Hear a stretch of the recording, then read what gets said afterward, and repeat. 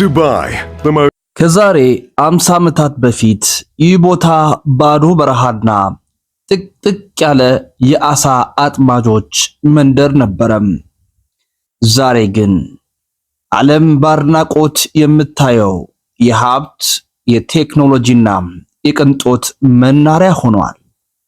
ዱባይ የማይቻለው የሚቻልባት፣ አሸዋው ወደ ወርቅ የተለወጠባት ከተማም። ግን ለመሆኑ ኑሮ በዚች ድንቅ ከተማ ምን ይመስላል? የቢሊዮነሮች መጫወቻ ወይንስ የከባድ ሥራ ውጤት? ዛሬ የዱባይን እውነታ ገጽታ እንቃኛለን። ኑሮ በዱባይ ምን ይመስላል? ወደ ሀገራችን ኢትዮጵያ የምንሄድና በዱባይ ያሉ የኢትዮጵያ አስደናቂ ቦታዎችንም እንቃኛለን። ዱባይ ፎቅና መኪና ብቻ አይደለችም። በዓለም ላይ እጅግ ዘመናዊና ፈጣን የሆነ የአሰራር ስርዓት ያላት ከተማ ናት እንጂ። የከተማው ሜትሮ ያለ ሹፌር ይሰራል። ግብይቱ በሙሉ በቴክኖሎጂ የተደገፈ ነው። በረሃ ላይ ሆነ የክረምት በረዶ ስኪንግ የምታገኝባት፣ በባህር ስር ሆነ የምትመገብባት ከተማ ናት ዱባይ። መንግስት ከተማዋን የዓለም ቁጥር 1 የቱሪስት መዳረሻ ለማድረግ በሚሊዮን የሚቆጠር ዶላርን ፈሰስ አድርጓል። ይህ ሁሉ ውበት ግን በነፃ የመጣ አይደለም። በዱባይ ኑሮ እንደ ፍላጎትህ ቢሆንም የኑሮ ውድነቱ ግን ቀላል የሚባል አይደለም። የቤት ክራይ፣ የትምህርት ቤትና የጤና አገልግሎት ዋጋቸው ሰማይ የነካ ነው።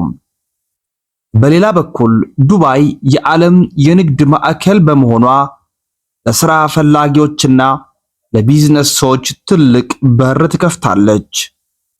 ከዓለም ዙሪያ የመጡ በሚሊዮን የሚቆጠሩ ሰዎች ሕልማቸውን ለማሳካት ቀን ከሌሊት የሚደክሙባት ከተማ ናት። በአጠቃላይ ዱባይ ማለት ለሚተጋ ሰው የዕድል ምድር፣ ለሀብታም ደግሞ የገነት ያህል የምታምር ከተማ ናት። ካለፈው ተምራ የወደፊቱን ዓለም ዛሬ ላይ የምታሳይ ድንቅ ከተማ ናት ዱባይ። ወደ ዱባይ ስንመጣ የኢትዮጵያውያንን ሚና መዘንጋት አይቻልም። ዛሬ ላይ በሺዎች የሚቆጠሩ ወገኖቻችን በዚች ከተማ በተለያዩ የሥራ ዘርፎች ተሰማርተው ይገኛሉ። በታዋቂ ሆቴሎችና አየር መንገዶች፣ በንግድ ማዕከላት እንዲሁም በግል ድርጅቶች ውስጥ በታታሪነታቸው ይታወቃሉ። በዱባይ መንገዶች ላይ ስትጓዝ የአበሻ ምግብ ቤት ማየት የተለመደ ነው። ለምሳሌ በዱባይ የሚገኘውን የኢትዮጵያን ባህላዊ ምግብ ቤቶች እስኪ በጥቂት ላስደምጣቸው። ደጀ ሰላም፣ ጉርሻ እንዲሁም ሌሎች የምግብ ቤቶች ስሞች በየቦታው ይገኛሉ። እዚህ ስትገባ ራስን አዲስ አበባ ያለ ነው የሚመስልም። የቡናው ሽታ፣ የቅመማ ቅመሙ መዓዛና የእንጀራው ጣዕም ለስደተኛው ወገናችን የሀገር ናፍቆትን የሚወጡበት ታላቅ መድረኮች ናቸው። ኢትዮጵያውያን በዱባይ ያላቸው ሕይወት በሁለት መልክ ሊታይ ይችላል። በአንድ በኩል ለራሳቸውና በሀገር ቤት ለቀሩ ቤተሰቦቻቸው የተሻለ ሕይወትን ለመፍጠር የሚተጉበት የስኬት ምድር ሲሆን፣ በሌላ በኩል ደግሞ ከሀገር ርቆ የመኖር ፈተናና ብቸኝነት የሚታይበት ነው።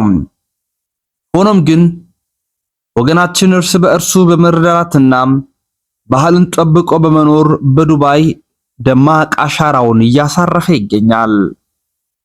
እናንተስ ዱባይ ሄዳችሁ የመኖር ህልም አላችሁን? ወይንስ ሄዳችሁ ተመልክታችሁ መመለስ? ሐሳባችሁን በኮመንት ንገሩን። ቪዲዮውን ከወደዳችሁ ላይክ ማድረጋችሁ፣ ለቻናላችን ደግሞ ሰብስክራይብ ማድረጋችሁን አትርሱም። በሚቀጥለው ቪዲዮ እስክንገናኝ ቸር ያቆየን።